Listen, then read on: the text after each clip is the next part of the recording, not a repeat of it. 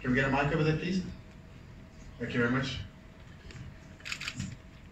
Tanaka Mundo from Vision. You can please just stand for me. Thank you so much. Tanaka Mundo, Vision View Sports Radio. Itu, what do you make of Coach Golani's statements that he feels Kaizer Chiefs are worse off tactically now under Solinas and they were under Kopela? You've played under both. Do you share his sentiments? Actually, do I'll let you answer that one in a few. Can we take one more, perhaps? Just behind him there, if we can take one more there. Soweto one from ENC, Coach Solinas. I know it's a bit touch and go with Karma and maybe Castro and maybe let's include Manyama. If they don't make the derby, do you think how big an impact is it going to be for the team if they are not available in the derby? Karma, Castro and Manyama.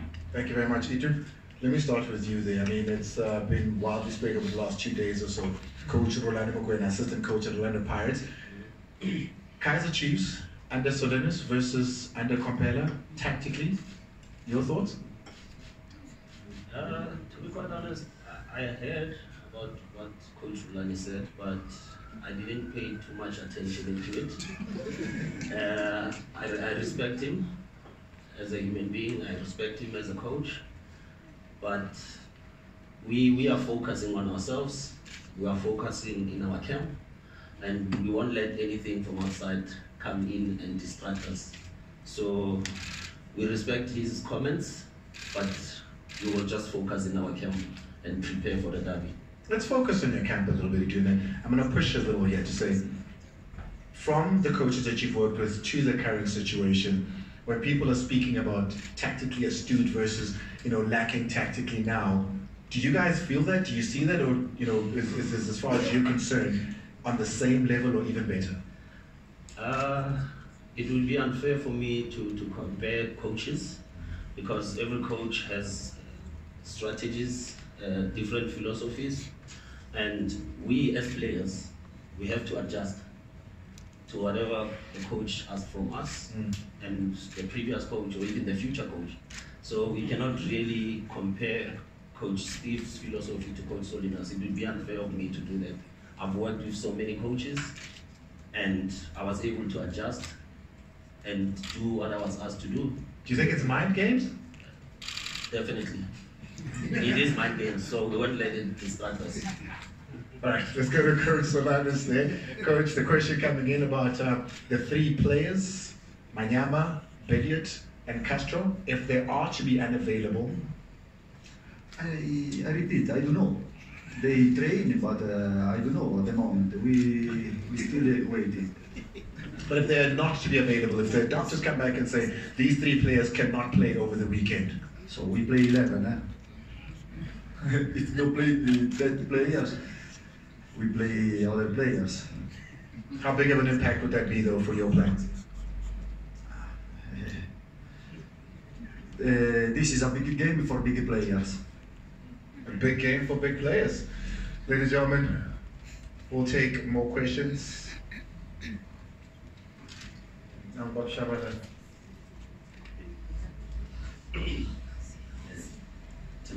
Joseph from Sports. To both coaches, ironically, your teams are just starting to pick up now, and you've made it into the Telkom knockout, advanced into this next stage. But of course, that falls out the window with the result that might come after the game, after the 90 minutes, saying that you guys have just picking up in terms of the performances. From your technical side, what do you make of your teams currently? And just being frank, the lack of goals within the past derbies has been a downfall, irrespective of how many fans have been on the stadium. Are you guys playing not to lose, or it's a pound for pound setup that you should expect as the fans out there? We'll keep that one as we look forward. Just one more question. There's a question right next to you down there. For me, so my question goes to Itu. We've seen many keepers come and go with Chiefs, failing to unsettle you as number 1 goalkeeper. Do you think Vigil has got what it takes take to fight for the jersey to the bitter end? The results, if you take a look at 2018, the 3-1 victory at London Pirates. Before that, in 2017, 0-0, 1-1, 0-0, 2-0. That's what Tamba's alluding to. I'm going to start with you, Coach. First of all, that story that you started with telling us since 2014, believe me, this will not play any role in Saturday. It's totally different ball game. It's not totally different ball game. We expect really and a different approach from our respected opponents. However, ourselves, we want to keep our identity. We shall play very courageously, we shall come out, we shall attack, we shall have double approach. Whenever they have the ball, we shall give them respect, same like we are having against France World Cup winners. Whenever we have the ball, we want to try to be extremely arrogant and to try to go for goal more. This is something what brings the supporters to the stadium, and this is something what in the DNA of our club is, and we shall go for that approach. Coach, Temba mentioned something that I've heard often and have never been able to understand. Maybe you could. What does it even mean to play not to lose? Is there something like that in your vocab? Play for not to lose, but I think Kaizer Chiefs play for to win, and Pirates also play for to win. After, you know, also in football there is also the truth. But we start for to try to win the game. I think so also Pirates. I hope is will be a beautiful game. Right, there it is, Coach Solinas there. Is there any more questions that we can take? There will be opportunities, of course, for one-on-ones immediately afterwards, but let's try to take as many as possible. There is a raised arm here and just over here as well, please. Please repeat the question. Oh, yes. Oh, the Itumeleng Khune question. There was a question that was asked to Itu about him being number one for so long at Kaizer Chiefs. Yeah, and whether he believes Vigil has got what it takes to fight for it. Yeah, no, I've worked with a lot of goalkeepers, great goalkeepers, and I think they are the ones who has pushed me to get to where I am, and I'm grateful for their contribution.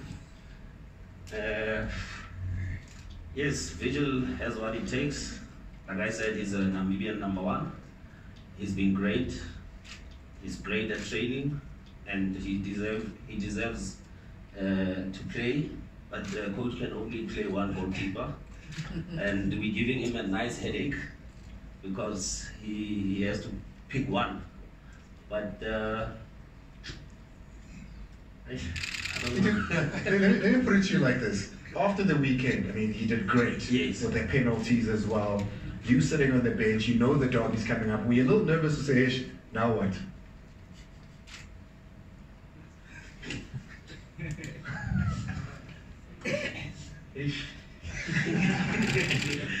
Yeah, no, it happens.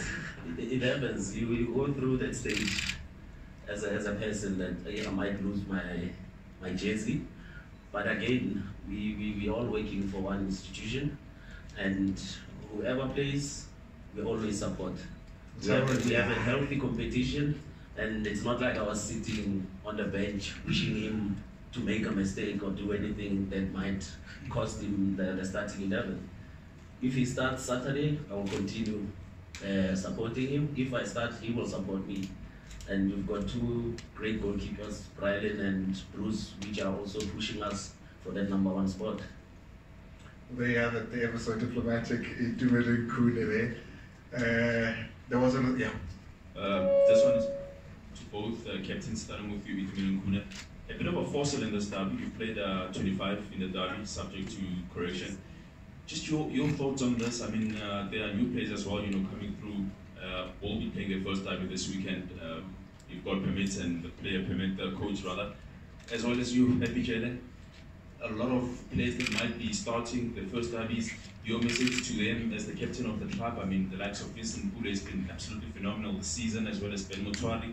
Just your thoughts, gentlemen, on your messages to these young players coming through and might be doing their derby, and you, Itumeleng, Khune, how does it feel to be a bit of a force and because of the most experienced player in the derby? I mean, 25.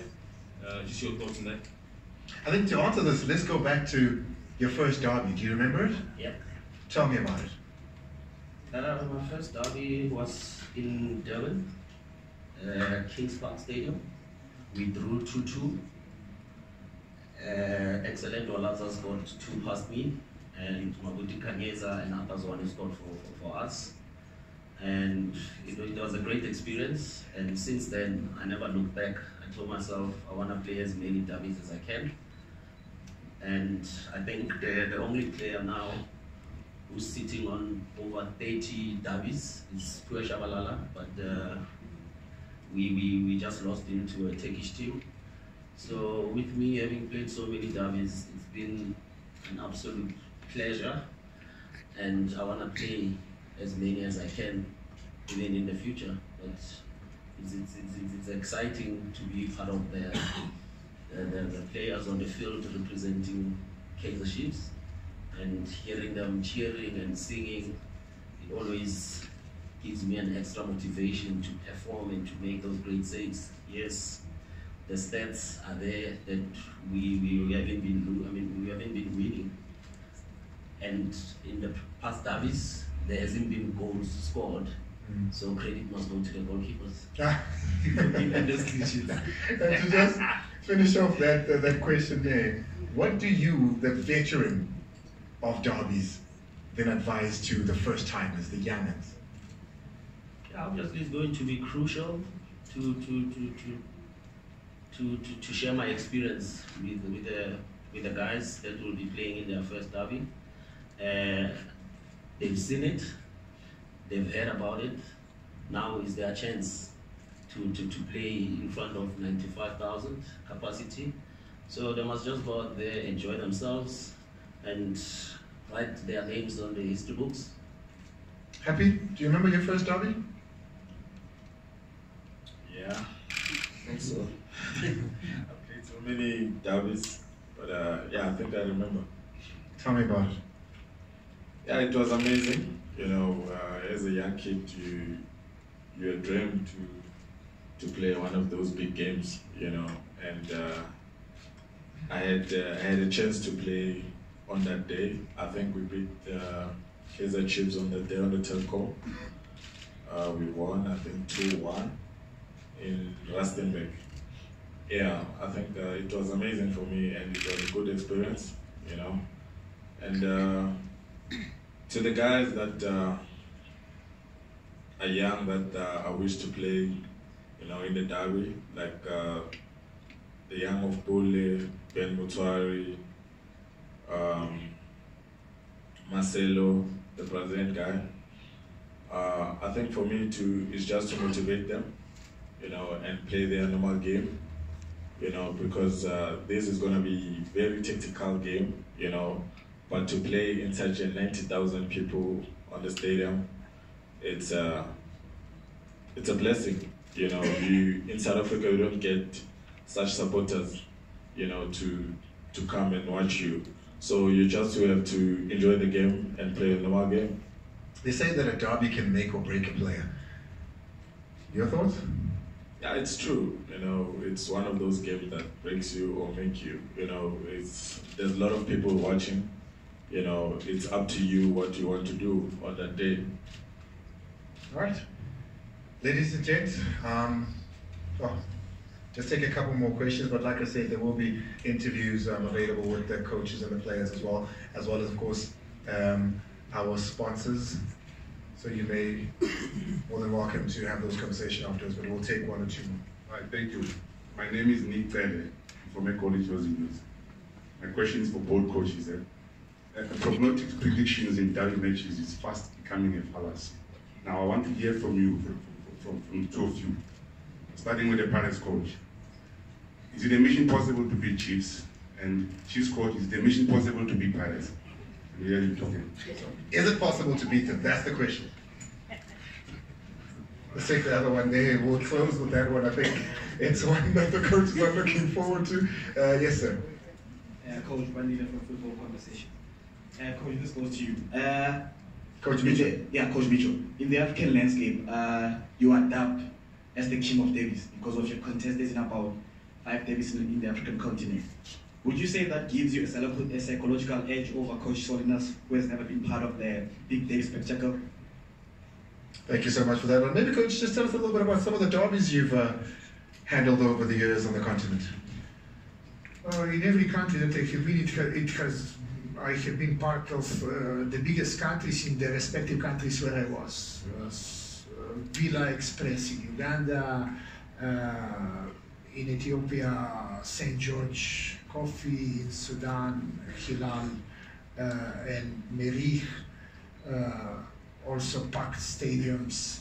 The only with our derby here, the only derby where you could see Liverpool, Manchester playing, but still full stadium is Dar es Salaam derby, young African Simba that I was also playing. So I don't believe that this is any advantage because it's totally different country, different culture, tradition, style of life, habits,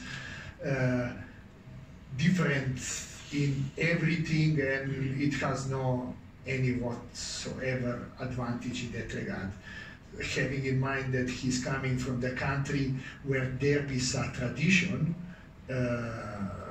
and he knows very well how derbies are played, and in that regard, I will not go deeper into that. I will just touch there, since starting coaching 25 years ago, I have not seen perfect team.